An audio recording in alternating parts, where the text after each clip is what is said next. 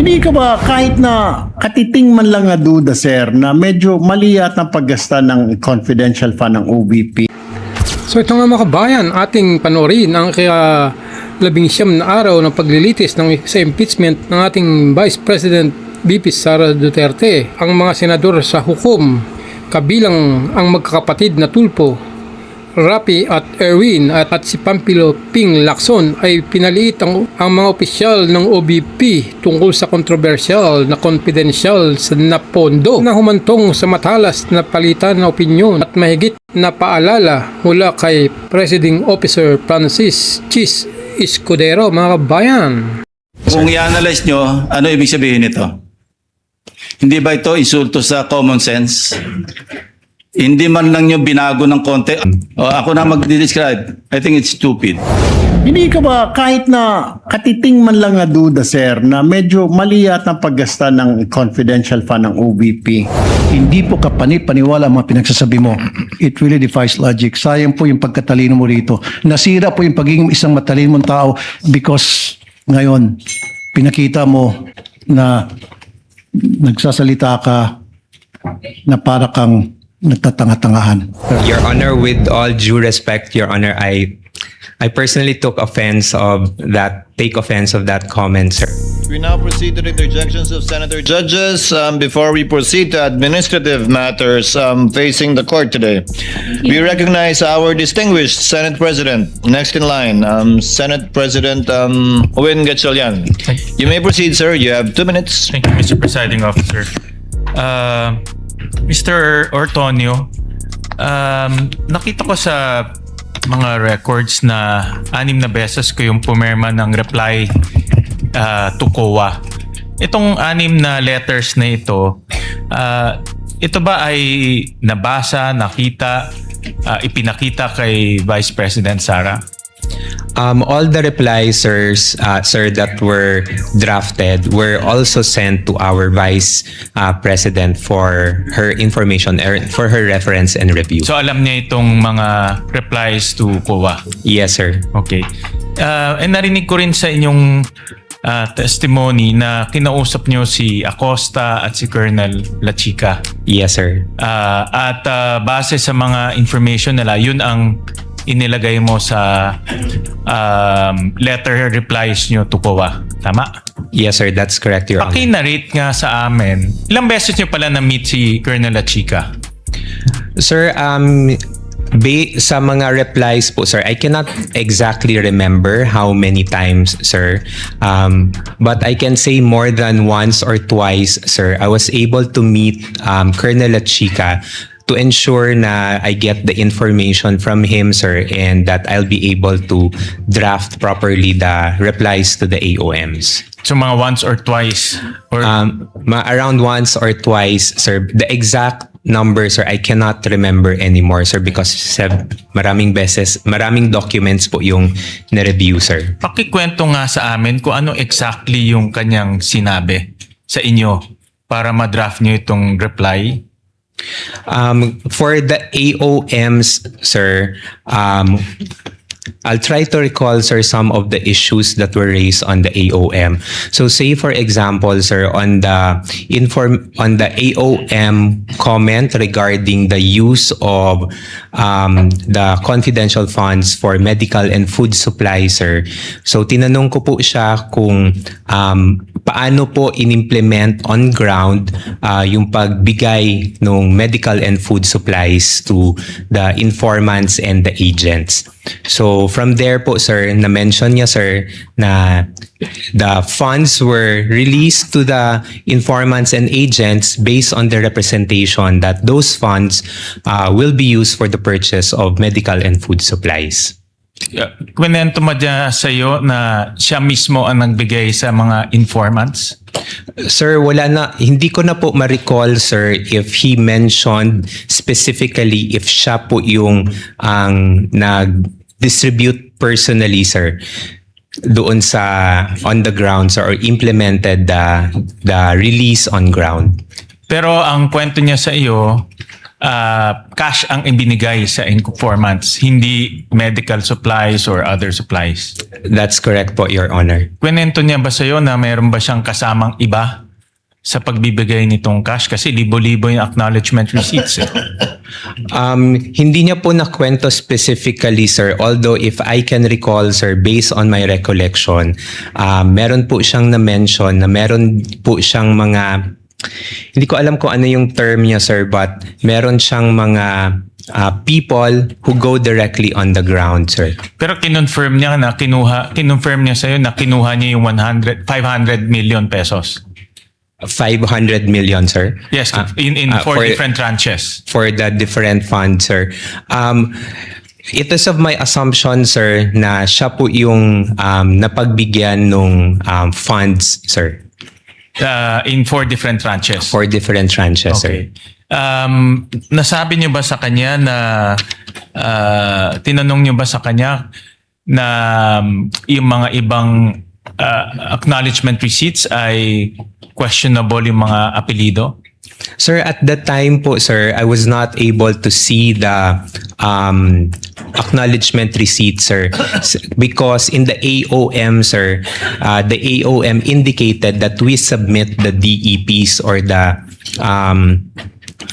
documentary evidence of payment, sir. So I was not able to see it, sir. So nung binigay po sa akin ni Miss Gina Acosta yung mga DEP, sir, it was already in a sealed box, sir, and then we submitted that together with our reply to COA. Paano niya raw dinistribute yung mga pera?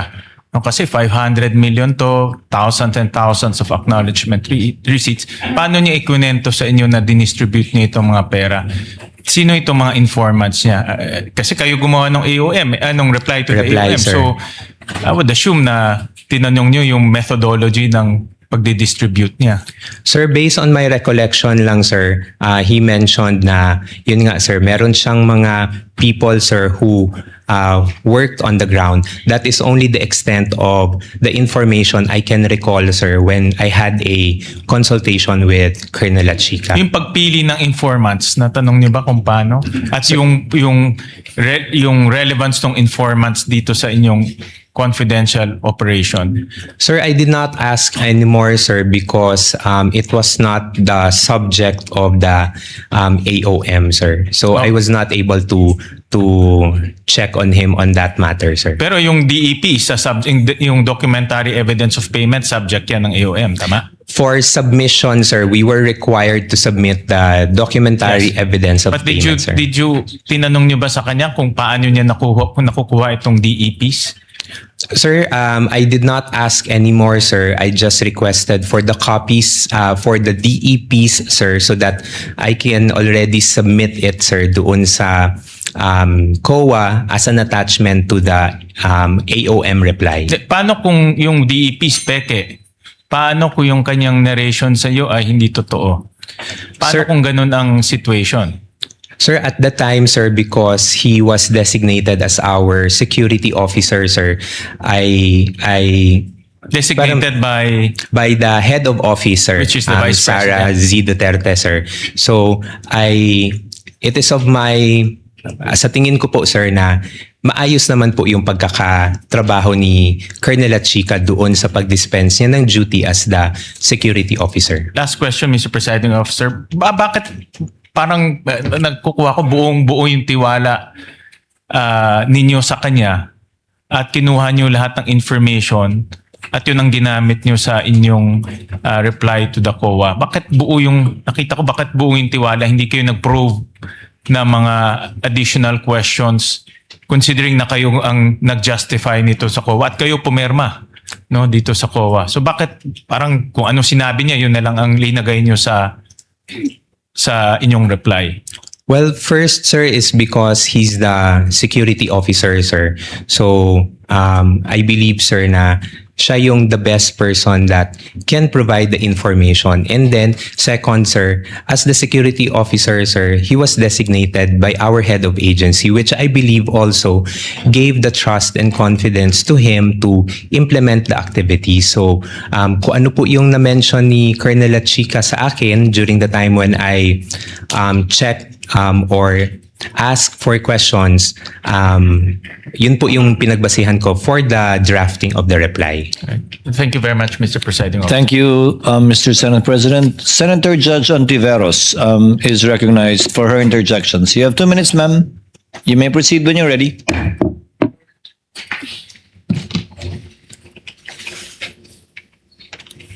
Salamat po, Mr. Presiding Officer. Mr. Tonyo, tama po ba na lahat ng ginagawa ng OVP tungkol sa confidential funds, so request, amounts, justifications, use at pagsagot sa mga puna ng COA, tama po ba na lahat ng ito ay dinesisyonan at inaprubahan ni VP Duterte?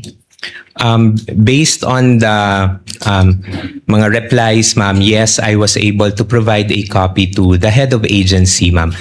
Again, being the head of agency, ma'am, I provided her with the information. At base doon, dinesisyonan at inaprubahan niya ang lahat ng ito. Yes, and from that time, ma'am, we signed off on the document for submission to the Commission on Audit.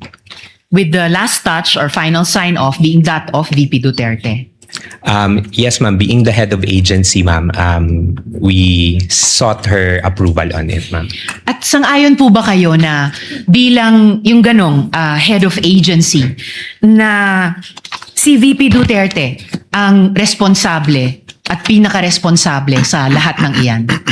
Well, being the head of agency, ma'am, I believe that kailangan niyang malaman lahat ng mga nangyayari. And I know, ma'am, na si Ma'am Inday really wants to know details, no, especially on implementation of the different activities that we do in the office. So it is really meron talagang involvement in terms of ensuring that things are properly implemented within the office. And based on that knowing, batay sa kaalamang iyon, siya ang pinaka-responsable sa kabuang iyan.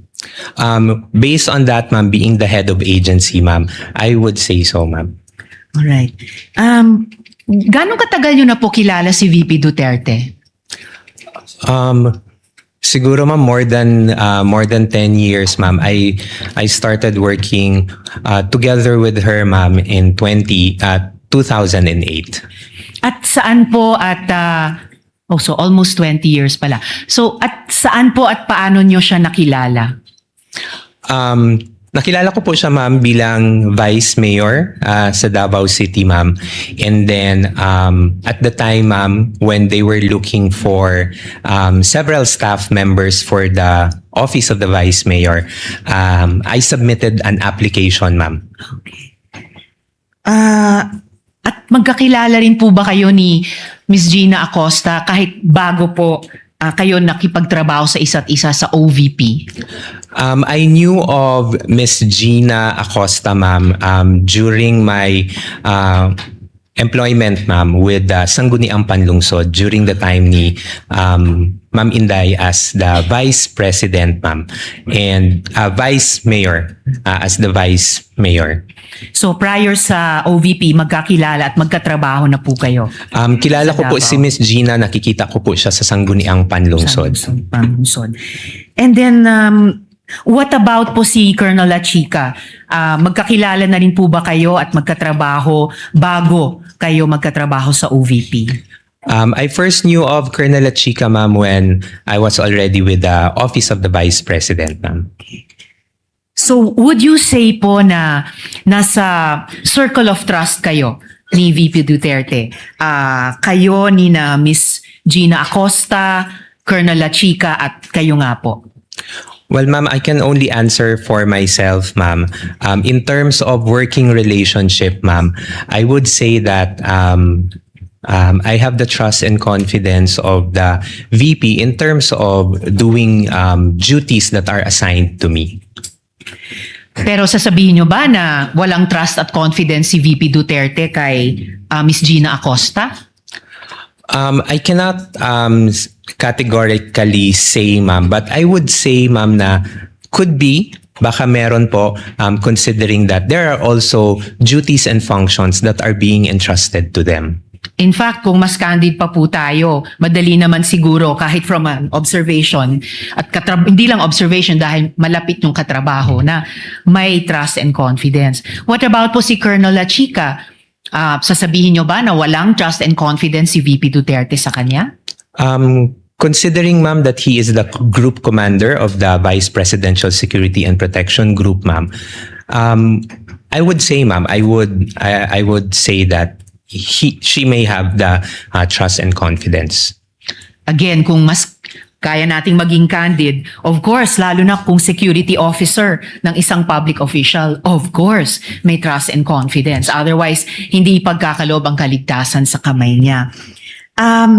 Lastly po, napaksa for now, paano pong, and winding up Mr. Presiding Officer, paano pong sinama kayo ni Miss Gina Acosta dun sa pag-encash ng mga cheque? Halimbawa, kung kailangan po ni Miss Acosta ang tagabuhat ng bag, ng cash, bakit po kayo in particular ang sinama niya? I cannot answer, ma'am, kung bakit ako po ang naisama ni Miss Gina Acosta. But at Di the lang time, naisama pero sabi nyo, hiniling niya sa inyo na Yeah. kayo yung sumama. yes, ma'am. So, bakit po? When she requested me, ma'am, to accompany her, ma'am, sinamahan ko naman po siya, ma'am, because at the time na itanong niya na magpapasama siya, I was available naman, ma'am. And because of the request, ma'am, I accompanied her going to the bank. So simpleng nagkataon, walang reason kung bakit kayo yung isinama niya. You were the person the warm body who happened to be available. Again, ma'am, I cannot say kung ano yung pinaka-reason behind po ni Miss Gina, but when she requested me that I accompany her, ma'am, I said yes, ma'am. Nung Winding up nag-request on siya. this topic, Mr. Presiding Officer, sinamahan niyo rin po ba si Miss Gina Acosta nung iabot kay Colonel La Chica yung pera? No, ma'am. I actually did not. I was not aware, ma'am, of the arrangement, ma'am, with Colonel La Chica, ma'am. At huli po on this topic, Mr. Presiding Kindly Officer. wind up. Winding up, Mr. Presiding Officer. Nabanggit niyo po na alam ninyo yung joint circular on confidential and intelligence funds. Hindi niyo po ba naisip na violation ang pagbibigay ni Miss Acosta kay Colonel La Chica ng bulto-bultong cold cash? Ma'am, because again, ma'am, I was not aware of the arrangement, ma'am, but when I was doing the replies, ma'am, to the AOM, and of course, I also checked on the JC, ma'am, the pagpili po ng mga ng person to implement the different activities of the confidential activities and to designate a security officer is indicated also in the JMC and is within the authority of the head of agency. So yun po yung pagkakaintindi ko at the time. So with that, ma'am, I saw it that it was the manner of how the funds were handled, ma'am, was following a regular process, ma'am, based on the JMC, based on my understanding. But then again, Mr. Ortonio, in closing, yung close reading ng JMC na sabi nyo nga familiar kayo would show na hiwalay pa sa usapin ng implementation, yung paghawak ng pondo ay dun lamang sa isang katulad ni Miss Gina Acosta at hindi pwedeng ipagkatiwala bilang accountable officer siya, hindi pwedeng ipasakamay sa iba. Ang understanding ko po, ma'am, yes, the disbursement is with the special disbursing officer, but the implementation, ma'am, was done through the security officer. Of course, hindi ko po tinatanong yung implementation. Tinatanong ko po yung violation ng JMC na alam ninyo nung tinurn over ni Miss Gina Acosta ang bulta-bultong cash kay Colonel La Chica. Something that I simply think should not and could not have escaped your eyes, Mr. Ortonio. Yes, ma'am. Again, ma'am, based on for the 2022, ma'am, I could not recall that that was a concern, ma'am, in the AOMs, ma'am. Although for the 2023, ma'am, na notice for disallowance, ma'am. It is subject for reply also on our end, ma'am, and we are currently drafting also a reply for that one. And of course, given the strict internal controls na siguro kayo yung pinaka may oversight sa opisina, even prior further communications from COA, after yung unang pagpansin nila sa last quarter 2022, di dapat nag-exert kayo ng higit na pagbantay the next 3 quarters of 2023. Ma'am, Kindly wind up, Senator Judge Riza. Yes, winding up now, Mr. President. Your Honor, we were able to receive the audit observation memo for 2022 in October 4 of 2023. So we got the observations po, ma'am. And we already got the AOM, ma'am, and yung 3 quarters for 2023 was already implemented. Again po, Mr. Ortonio, even prior any further communications from COA, dahil familiar kayo sa JMC, sabi nyo nga, dapat alam nyo na po yun. Dagang salamat, Mr. Ortonio. Thank you, Senator Maraming Judge salamat po, Risa. Mr. Presiding Officer. Senator Judge Lacson, you may proceed with the interjections when you're ready, sir. You have 2 minutes. Thank you, Mr. Presiding Officer. Good afternoon, Mr. Ortonio. Good afternoon, Your Honor. You know, even setting aside your educational background and your work experience, it is not difficult to conclude na matalino kayong tao, you're an intelligent person, and an intelligent witness as well. So, kayo po yung Assistant Chief of Staff ng OBP. Yes, Your Honor. Kayo rin yung concurrently Administrative and Financial Officer. As the Assistant Chief of Staff, sir, I oversee the Administrative and Financial Officer. Yeah. Yes, sir. So, effectively, kayo yung Admin and Financial Officer. Yes, sir. I oversee the Admin and Finance, sir. You know, kanina kasi, upon questioning ni Attorney Christine, she kept referring to the regular programs under the Office of the Vice President. No? Natatanda niyo yun? So it aroused my curiosity. No? Pina-pull out ko sa staff yung General Appropriations Act ng 2022 as well as 2023. So we found out, papabasa ko sa inyo para hindi ma-charge sa oras ko. No? For 2022, under the Good Governance Program, merong 621.6 million pesos. Pakibasa nyo na lang, kayo na lang. Sorry, sir. Hindi ko makita, sir. Okay. For fiscal year 2022, sir, under Good Governance Program, General Appropriations Act, 621.6 million, sir. Please continue. And then Physical and Financial Plan for the Confidential and Intelligence Funds, 125 million for the 4th quarter. And then for fiscal year 2020, Under the same program, Good Governance Program, Good Governance under Program. the PFP. Under the PFP, Okay, please sir. continue. And then for fiscal year 2023, Socio-Economic Program Delivery, 2.21 billion Billion, yeah. billion under General Appropriations Act, and then 500 million for 125 million first quarter, 125 million second quarter, 125 million third quarter, and 125 million fourth quarter. Okay. For a total of 500 million more. 500 million. Okay. Next slide. I-juxtapose ko naman yung next slide, wag na yan. I-juxtapose ko yung 2022 at saka 2023 OBP Physical and Financial Plans, Confidential Intelligence, dalawang budget years. Pakibasa yung last quarter, physical target. Baka pwede pong ma-request na Okay, Zoom. Pwede bang hindi charge sa time ko? Ako magbabasa. Okay. Letter A, number of identified areas with surveillance conducted and monitored. Letter B, percentage of activities implemented without untoward security-related incidents. paulit-ulit po ito, no?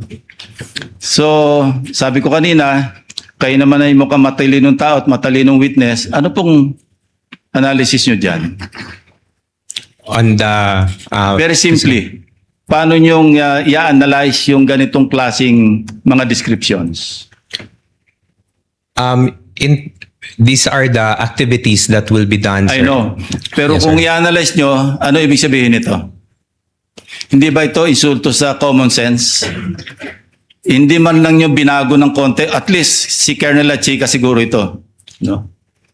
Unang-una, regular program, sana man lang, pagdating sa PFP, binago nyo yung nomenclature. Tapos, under the physical target, yung column, sana man lang, binago nyo yung activities. Copy-paste eh. Again, ulitin ko, tingin ko sa inyo, matalinong tao, matalinong witness, anong tingin nyo rito? Kung i-describe nyo in one word, Sir, I cannot o ako na mag-describe, I think it's stupid.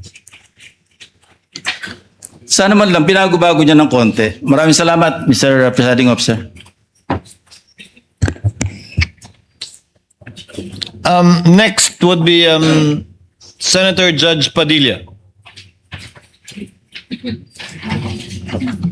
Maraming salamat po, Ginoong Tagapamahalang Hukom.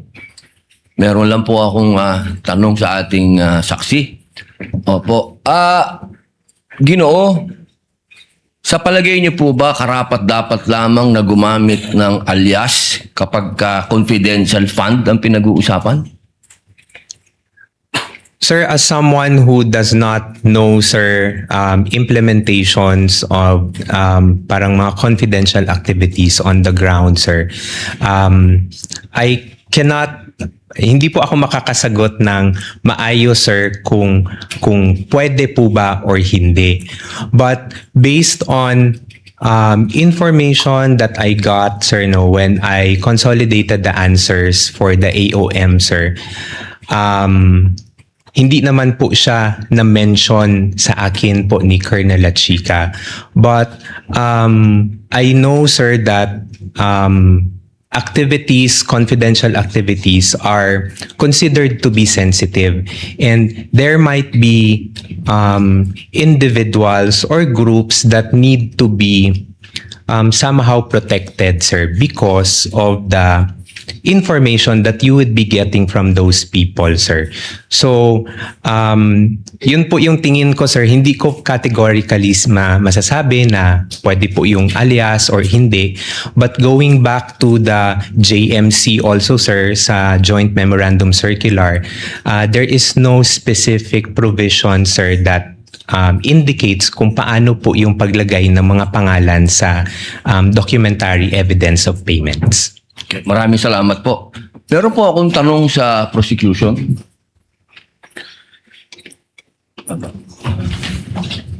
Magandang hapon po. Napakaganda po ng inyong ngiti. Good Opo. afternoon din po, sir. Opo.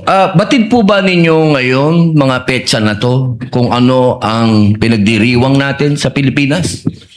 Magmula po 19 hanggang 30. Buwan ng wika daw po, sir. Bukod po sa buwan ng wika, National Heroes Day. National Heroes Day. Ito po ay hango sa ating mga bayani. Tama po ba? Opo. Opo. Naniniwala po ba kayo na ang ating mga bayani ay may mga alias? Kilala niyo po ba sila Di Masalang? I'm sorry po sa aking history teacher. Ayan, opo. Hindi ko na po maalala. Ito po ang pinakamagandang panahon para maipaalala po sa inyo na ang ating mga bayani ay gumamit ng mga alias. Di Masalang, Siling Labuyo, Tikbalang, Tagailog, May Pag-asa, Buwan, Magdalo, Leon Kilat, Vibora, Lakambini, Paralitiko, Dimas, Alipato, Liwanag, Balite, at marami pa pong iba. Ano po ang kahalagahan dito, palagay po ninyo? Ang alias po, anong kahalagahan? Well, First, sir, first, Your Honor, I cannot comment because I'm not sure of the circumstances surrounding their use of alias. Under the anti-alias law, sir, inaalaw naman po yung paggamit ng alias provided kailangan po nakabanggit din, nakadisclose kung ano yung real name. So it's not completely prohibited provided they also provide the real Opo, the real name. So, pakisagot lang muna po yung tanong ko bago po yung explanation po ninyo. Pakisagot lang po kung narinig nyo na po yung mga alias na yan. Ngayon lang po nyo narinig. some of it po, Your Ayun. Honor, to be candid, some of it I've already heard. Magmula po 1892 hanggang 1896, ginagamit po nila ang mga alias na yan. Nagkaroon lang po ng isang traidor, ang pangalan ay Teodoro Patiño, na nagbulgar sa Katipunan. Alam po ba niyo yun? Yes, Your Honor. But the circumstances then were different because we were Bakit po iba? under... Bakit po iba? Bakit po na iba? May gera po nun, sir, and we were under Wala po ba tayong occupation. gera sa NPA? Ang NPA po, merong mga alias. Meron pong ka-Cobra, ka-Agila, ka-Lawin, ka-Tigre, ka-Kapre, ka-Sirena, ka-Adobo, ka-Sinigang, ka-Pansit, ka-Tinola, ka-Sile, ka-Kamote, ka-Bawang, ka-Maxi, ka-Labuyo. Strictly speaking, Lahat po yan, sir, ginagamit iba po na yung alias. internal armed conflict, iba naman din po yung war. Bakit po na iba? Pareho po itong clear and present danger sa atin. So ang gusto ko lamang pong ipaalam sa ating prosecution na napakahalaga po ng alias sa panahon ng... Kayo po, sagutin po nyo, sa panahon ng... Gera, sir, Your Honor. Ang confidential po, ang pagkilos confidential ay napakahalaga at hindi po ginagamit ang pangalan at hindi po pumipirma. At alam niyo po ba, noong September 12, 1896, anong nangyari? Nagkaroon tayo ng 13 martires. Yung mga nagtraidor ay itinuro ang mga totoong pangalan, totoong lugar, kung nasaan yung mga sumusuporta sa Katipunan. If I may, Your One Honor. last na lang po. Kindly wind One up, last, Senator one last na lang Padilla. po. If I may, Your Honor, just address your question earlier. With all due respect, Your Honor, the prosecution respectfully submits that whether the use of alias is allowed or not and whether it's necessary or not, to us, that is a non-issue because that was never raised Hindi po by pwedeng the... maging non-issue sapagkat ito po ang ipinalalabas ng prosecution. If I may, Na Your may Honor, mga pangalan na mga katawa-tawang pangalan. Mas nakakatawa po itong mga pangalan nung mga nangyari nung araw. with all due At isa respect, pa Your po, Honor. isa na lang if po. Kasi isa na lang po. Kindly wind up, Ito Senator na lang po. Padilla. Kilala niyo po ba kung sino si Marcial Bonifacio? To be candid, Your Honor, Oh. I'm not Sino po? familiar. Si Benigno I'm sorry, Aquino Your Honor. Jr. Si Ninoy. Siya mismo may alias. Maraming salamat po. Your Honor, if I just may, Your Honor, just to set the record straight, because it was made to, with all due respect to the Senator Judge, Mr. it was... Presiding Judge, allowed ba yun? I was about to make a ruling. Maraming Senator salamat Padilla. po. There was no question posed or poised. Attorney May. Let's proceed to the next Senator Judge who will interject. By the way, did you intentionally get rid of the platform? Yes, Your Honor, because we were not expecting that I'd be called again, Your Honor, to make way for the Honorable Chair of the Okay. panel of Understood. prosecutors, Your Honor. Understood. Senator Judge Erwin Tulfo is recognized.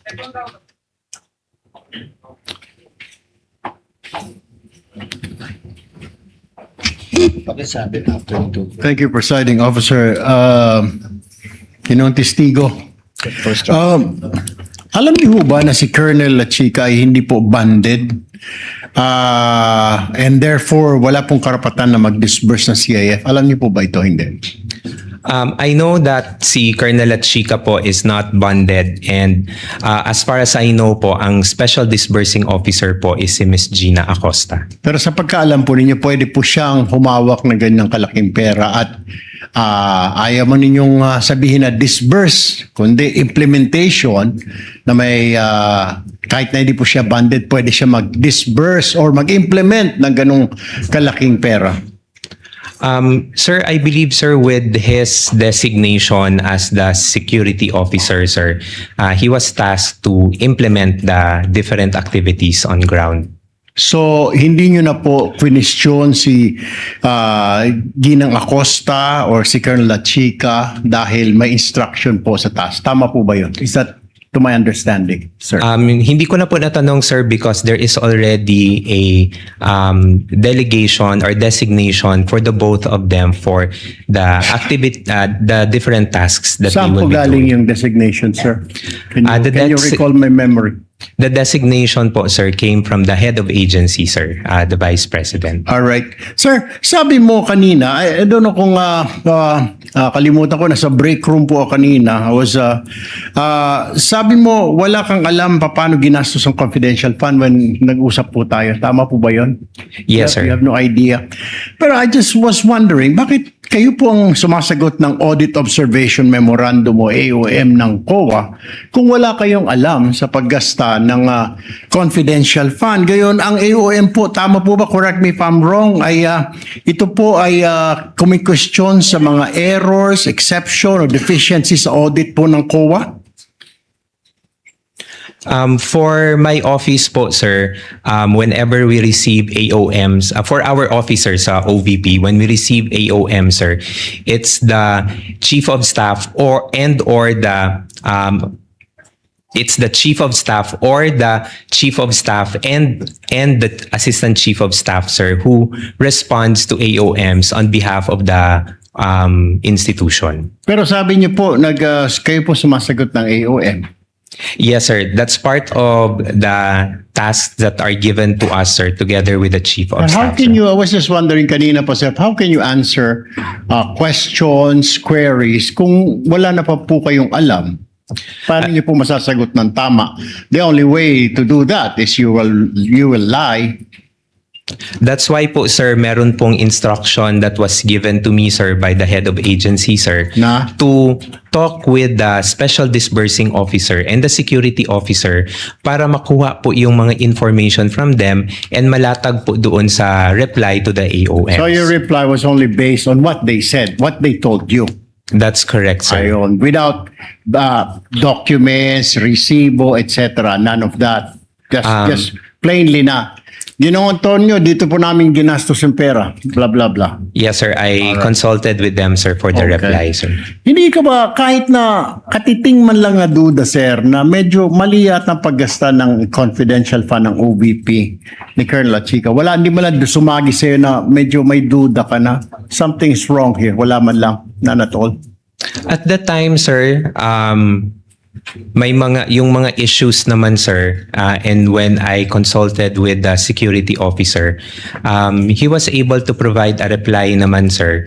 So, although yes, initially, parang you would question, sir, no? But with the replies that I got from the security officer, sir, we were able to respond to them already to COA. The reason why I asked you that, ginong witness, was that nandiyan po kayo, syempre po yung tiwala ng VP po sa inyo. Di mo lang hindi nyo naisip na, teka mali ito, baka sumabit si VP Sara, sumabit ang OVP. Baka hindi naman talaga nagastos ni Colonel La Chica, baka hindi talaga napupunta sa kungkan. Di ho lang ninyo naisip. Or didn't you tell the Vice President, ma'am, ano ho kaya? Pwede bang tanungin ninyo ito or pwede ba silipin? None at all, hindi mo lang nakausap si VP. Hinayaan nyo lang hinayaan na tumuloy-tuloy for several months, several quarters yung ganitong klaseng expenditure. Nobody informed the Vice President. Sir, hindi naman po na hinayaan, sir, because all the replies naman po, sir, are also given to the Vice President for her review and final approval before it is being signed and to be sent to the So, Commission and when you Audit. sign the report, sir, alam na po ni VP. Is that what you're saying? Nakita niya na po na pinambili ng ganito, ng information, ng gamot, ng mga lamesa na alam na ng VP before you signed it. Before I signed it, sir. So dumaan na sa table ni VP. Yes, sir. Kindly wind up, Thank Senator you Judge po, Erwin. Ginong Testigo. Mr. Presiding Officer, Thank you. Thank you, Senator Judge Erwin.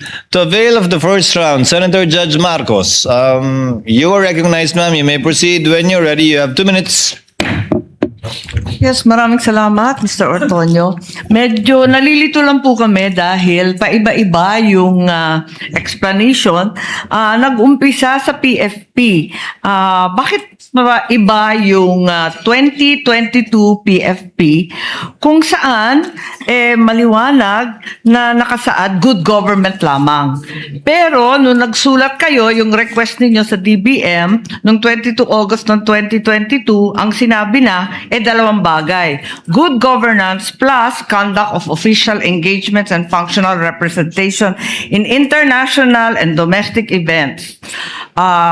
Bakit nagbago na siya samantalang dapat yung request talagang parehong-pareho dun sa PFP?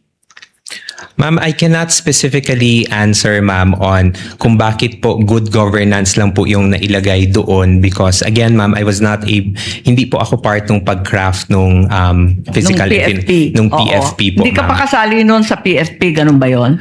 Yes, ma'am, I'm not part of the drafting of the PFP. Pero hindi ma'am. kayo nasabihan na hindi ito matching dun sa PFP, yung request na sinulat. There was no comment, ma'am, when we submitted it to the DBM, ma'am. Tapos, nung certification na, bale liquidation na to, nung 17 October 2023, nagbago na naman. Ang sinabi na naman, hindi good governance, hindi na conduct of official engagement, ang sabi na no untoward incident in the implementation of OVP programs. Bakit pa iba-iba yung wording maski sa certification?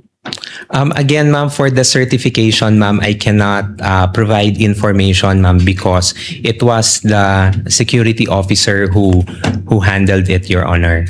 Akala ko may supervisory and administrative power ka kasi nga assistant kayo ng vice-presidente. Hindi ba nagre-report sa inyo yung mga security officer kahit papano? Kasi madadamay ka rin yan sa COA. Bakit pa iba-iba? From PFP to budget request to certification, hindi nagtutugma.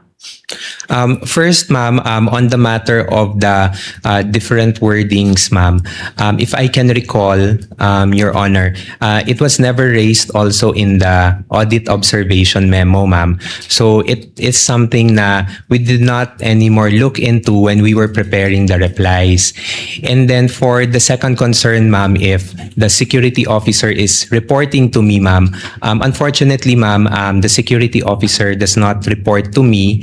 I only handle overall supervision for the Administrative and Financial Services and Strategy Management Office in relation to regular funding po, ma'am. I see. So yung security officer, kanino nagre-report? The security officer, ma'am, directly reports to the head of agency, Vice So kaya President. sa iyo, Mr. Ortonio, at saka kay Attorney Lopez, hindi na nagre-report yun? In the performance po ni Colonel Chica as security officer, no longer, ma'am. So masasabi mo ba na wala kang personal knowledge kung saan ginastos ni Colonel Chica dun sa confidential funds? No, ma'am. I would have no personal knowledge, ma'am. Okay, that will be all. Maraming salamat po. Thank you, Your Honor. Thank you, Senator Judge Marcos. Senator Judge Rafi Tulfo, you are recognized, sir. You may proceed when you're ready and you have 2 minutes. Ba ang marami sa inyo mga informants? May mga malalang sakit ba sila? Sir, that I would have no personal knowledge po, sir. You should. Kasi ito, ang dami. 170,000, 50,000, 200,000 each informant. So para mabigyan nyo ng napakalaking halaga bawat isang informant pambili ng gamot, dapat magtataka ka. Anong gamot kayong bibili nito? Bilang isang intelihenteng tao, I know you're very intelligent, you're very smart. Did you not try to ask? O at least nagtaka?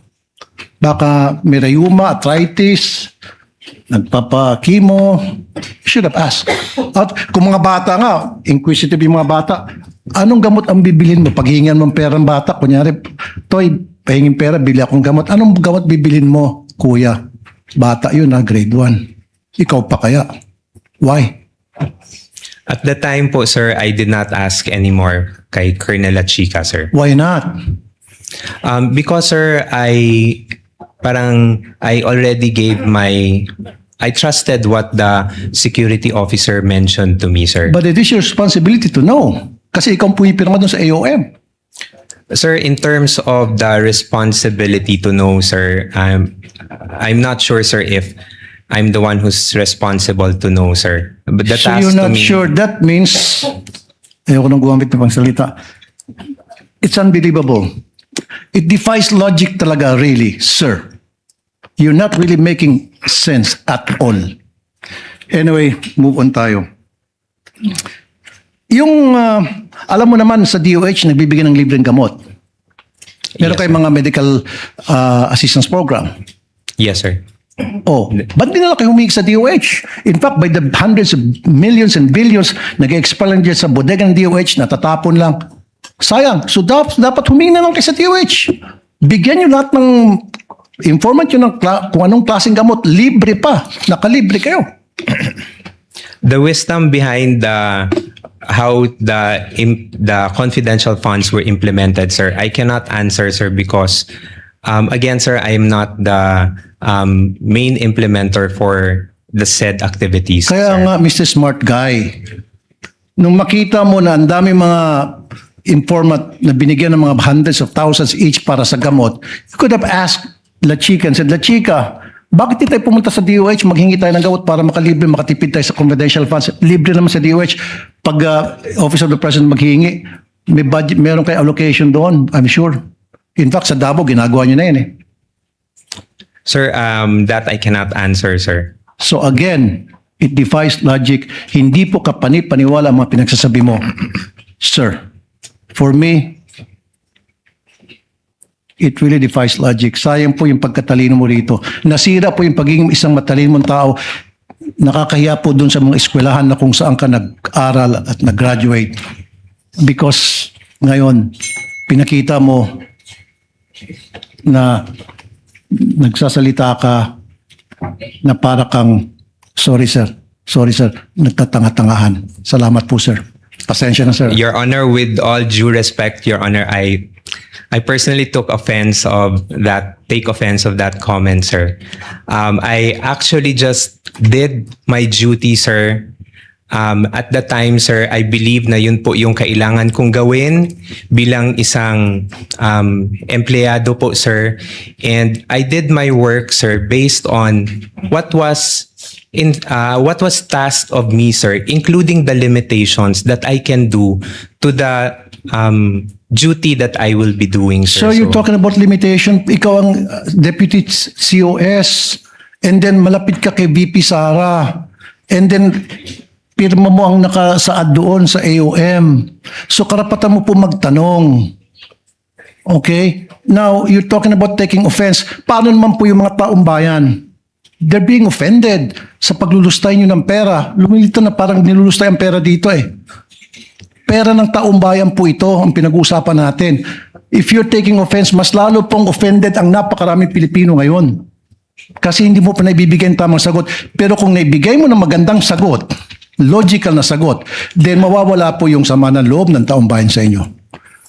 Sir, with all due respect, sir, I believe, sir, this matter of the confidential fund, sir, is still pending the final decision, sir. We are currently still submitting our motion for reconsideration on this one, sir. And we still have not received any final reply on this one. What I'm talking about, sir, is yung mga sagot niyo po, it defies logic para sa isang matalinong tao. Kasi kung ako, sir, pinesenta sa akin yung mga ganong klaseng dokumento at nagtanong ako at hindi nasagot ng maayos, I will resign. Kaysa naman makulong ako. Kaysa naman maipit ako ngayon tulad nangyari sa'yo at saka mga previous witnesses. Di ba? Dalawa lang yun eh. Patuloy kang magbubulag-bulagan, pirma ka lang ng pirma dyan, nakapikit. Pero, ang consequence yan, maaari kang makulong, maaari kang makasuhan. Anything can happen. Or, mag-resign ka na lang. Kung ako, I will resign. Mapapahama ako dyan. Ba't ako pipirma dyan? Bakit ako pipirma sa mga nakalagay Pagong, Piatos, Pikit, etc. Kung ano pa mga kengkoy na mga pangalan. I would not consent to that. Outright sabihin ko, pag hindi niyo ipaliwanag sa akin yan, I will resign. Period. Thank you po. That was not a question, Mr. Orton. You need to answer. With the permission of Senator Judge Tulfo, may the chair replace the word nagtatanga-tangahan with feigning ignorance on the record? I see Senator Judge Tulfo nodding. So let the records so reflect the statement feigning ignorance in lieu of the Tagalog word mentioned earlier. Yes.